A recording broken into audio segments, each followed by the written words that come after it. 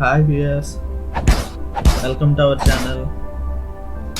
ఈరోజు మనం ఈ వీడియోలో వర్షాకాలంలో ఎటువంటి రోగాలు రాకుండా ఉండాలంటే ఏం చేయాలి, ఇంకా తీసుకోవాల్సిన జాగ్రత్తలు మెయిన్గా ఏంటి అనే దాని గురించి మాట్లాడుకుందాం.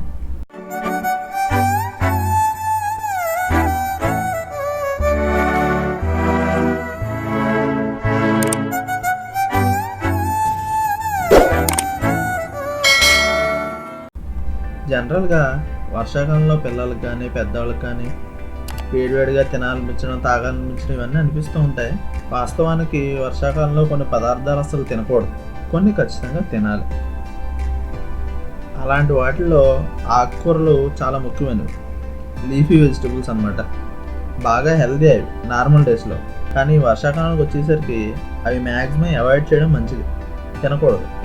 ఎందుకంటే ఇవి మన శరీరానికి చాలా మంచివే, కానీ వర్షాకాలంలో ఆకుకూరలకు బాగా పురుగు పట్టడం, మరీ ముఖ్యంగా బచ్చల కూర, తోటకూర ఇవైతే చాలా దారుణంగా ఉంటాయి. కాబట్టి వర్షాకాలంలో ఇవి తినకుండా ఉంటే మంచిది.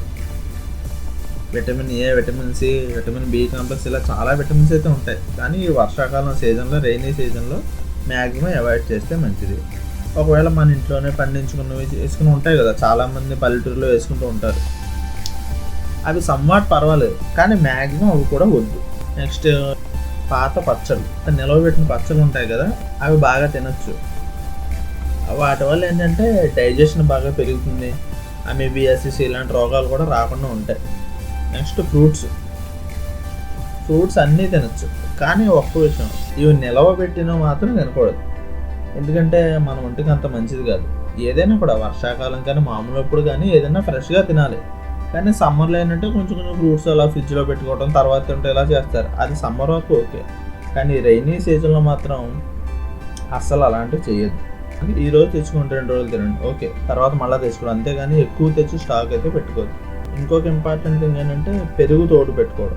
యాక్చువల్గా సమ్మర్లో అయితే మనకి పెట్టుకుంటే మార్నింగ్ సపోజ్ 9కి పెట్టాం అనుకుందాం, 12:30, 1 అయ్యేసరికి తోడు కూడిపోతుంది. కానీ మనకి ఈ సీజన్లో వచ్చేసరికి పెరుగు అంతలో తోడు పడదు, చాలా లేట్గా తోడుకుంటుంది. అండ్ మెయిన్ బ్యాక్టీరియా కూడా ఫామ్ అయిపోతుంది అలా లేట్గా తోడుకోవడం వల్ల. కాబట్టి మనం ఏం చేయాలంటే ఆ పెరుగు తోడు పెట్టిన ముందు ఆ పాలు ఏం చేయాలంటే లైట్గా గోరువెచ్చగా ఉన్నప్పుడే వేసేసేయాలి. నెక్స్ట్ క్లీనింగ్ సెక్షన్ చూద్దాం. కిచెన్ బాగా క్లీన్గా ఉంచుకోవాలి. నెక్స్ట్ ఆ కిచెన్ క్లీన్ చేసే క్లాత్స్ అవి కూడా బాగా రెగ్యులర్గా మార్చుకోవాలి. లేదంటే దీనివల్ల ఏంటంటే మ్యాక్సిమం మనకి మోషన్స్ అయ్యే ఛాన్సెస్ అవి కూడా ఎక్కువ ఉంటాయి. నెక్స్ట్ మన బట్టలు కూడా మనవి కానీ పిల్లలు కానీ ఎక్కువగా తడపకుండా ఉంటే మంచిది, ఎందుకంటే ఫంగస్ అనేది బాగా ఫామ్ అవుతుంది.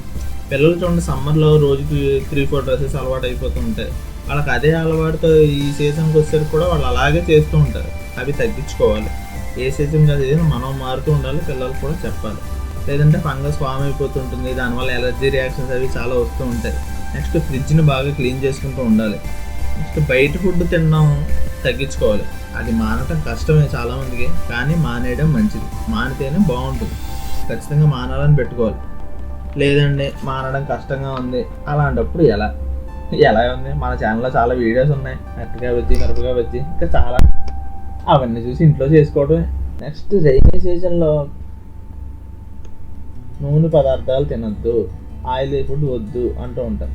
ఆయిలీ ఫుడ్ వద్దు కరెక్టే, బయట వద్దు, ఇంట్లో చేసుకున్నది బ్రహ్మాండంగా తినచ్చు. అన్ని కాలాలతో పోలిస్తే ఈ వర్షాకాలంలో బాగా అరుగుతాయండి. ఆయిలీ ఫుడ్ అన్నారు కదా అని చెప్పి తినేయడం కాదు, అతిగా తినకూడదు, మితంగా తినాలి.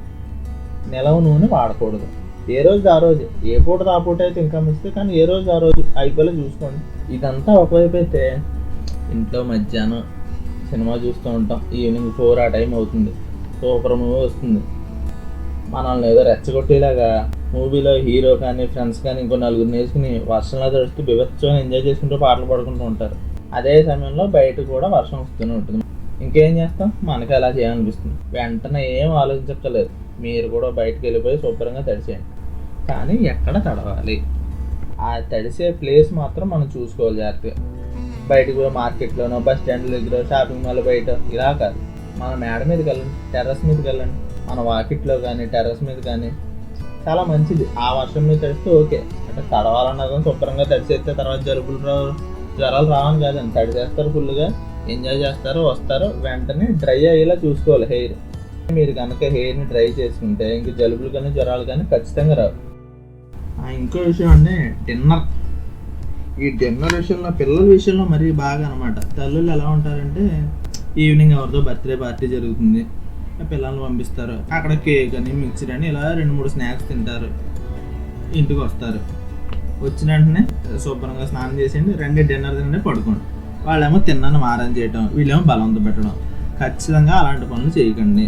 డిన్నర్ తినమని బలవంతం చేయొద్దు. ఆకలి ఉంటే తింటారు, లేకపోతే ఓకే వదిలేసేయండి, బలవంతంగా మాత్రం పెట్టకండి. అవసరమైతే ఒక గ్లాసు వాటర్ ఇవ్వండి, కాస్త గోరువెచ్చని నీళ్ళు అలవాటు చేయండి. అలా కొంతమంది తాగరు, మారం చేస్తారు. కాస్త వామాకు లేదంటే వాము కానీ కొంచెం ఘాటుగా అనిపిస్తుంది, కాస్త సాల్ట్ వేయండి. నెక్స్ట్ ఇలాగే కరివేపాకు కానీ సిన్నమోన్ అదే దాల్చిన చెక్క కానీ సోంపు కానీ ఇలాంటి వాటర్ అలవాటు చేయండి. చాలా హెల్తీగా ఉంటుంది. మార్నింగ్ చాలా ఫ్రెష్గా లేస్తారు, పొద్దున లేవగానే హెల్తీగా ఉంటారు. నైట్ తిన్న ఆయిల్ అది డైజెస్ట్ అయ్యి చాలా ఫ్రెష్గా కనిపిస్తారు, చాలా హాయిగా ఉంటుంది. మెయిన్గా అయితే ఇవ్వండి. ఇంకా చాలా చెప్పొచ్చు. ఫ్రిడ్జ్ నీళ్ళు తాగకూడదు, వేడి నీళ్ళు తాగాలి, నిల్వ పెట్టుకోకూడదు, ఇవన్నీ కూడా అందరికీ తెలిసిపోయి మ్యాక్సిమం కొంచెం తెలియని చెప్దామని చెప్పి అయితే ట్రై చేశాను. Thank you for watching and listening. మరింత మంచి కంటెంట్తో మీ ముందరకు వస్తూ ఉంటాను. Please share, subscribe and like. మర్చిపోకుండా కామెంట్ కూడా చేయండి. Thank you. Bye bye.